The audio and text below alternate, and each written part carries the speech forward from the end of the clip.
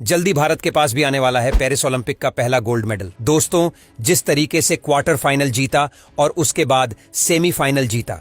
सबसे पहले तो क्वालिफिकेशन राउंड में ही प्री क्वार्टर फाइनल में जापान की यूई सुसाकी को उन्होंने एकदम आखिरी 5 सेकंड में वो जो दंगल वाला दांव होता है वैसा करते हुए जो मूवी में दिखाया था ना, एकदम आखिरी 5 सेकंड में चीजें बदलती हैं। हालांकि पूरा वैसा वाला दांव नहीं मारा था, लेकिन हाँ ऐसा दांव मारा था कि यूई सुसाकी को यकीन तक नहीं हुआ कि वह हार गई है। 4 बार की चैंपियन यूई सुसाकी, किसी को उम्मीद नहीं थी कि विनेश फोगाट उनको हरा देंगी। उनको हराया, क्वार्टर फाइनल में जगह बनाई, क्वार्टर फाइनल जीता, फिर सेमीफाइनल में जगह बनाई, सेमीफाइनल जीता और आज फाइनल मैच में प्रवेश कर चुकी है। यानी कि ओलंपिक इतिहास में भारत की तरफ से कोई भी जो नहीं कर पाया वो विनेश फोगाट ने कर दिखाया है। भारत की पहली महिला रेसलर है जिन्होंने किसी भी ओलंपिक के फाइनल तक जगह बनाई है। हालांकि साक्षी मलिक ओलंपिक मेडल जीत चुकी हैं, ब्रॉन्ज मेडल जीत चुकी है, लेकिन सिल्वर या गोल्ड कोई पहली बार जीतेगा भारतीय महिला रेसलर।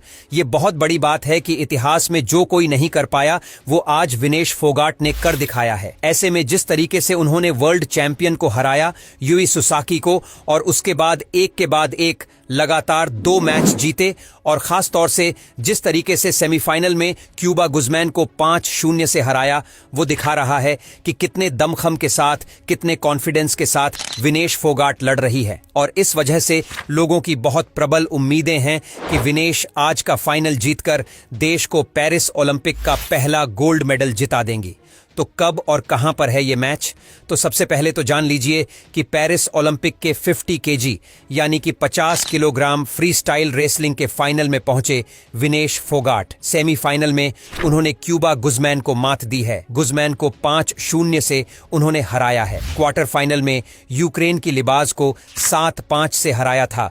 और अब पूरी दुनिया की नजरें, पूरे देश की नजरें रात 11:30 बजे पर है, क्योंकि आज रात 11:30 पर विनेश का फाइनल मैच होगा। अब मैच किससे होगा? अमेरिका की सारा एन हिल्डेब्रांट के साथ यह फाइनल मुकाबला होना है। सारा ने टोक्यो ओलंपिक 2020 में यानी कि पिछले ओलंपिक में ब्रॉन्ज मेडल जीता था।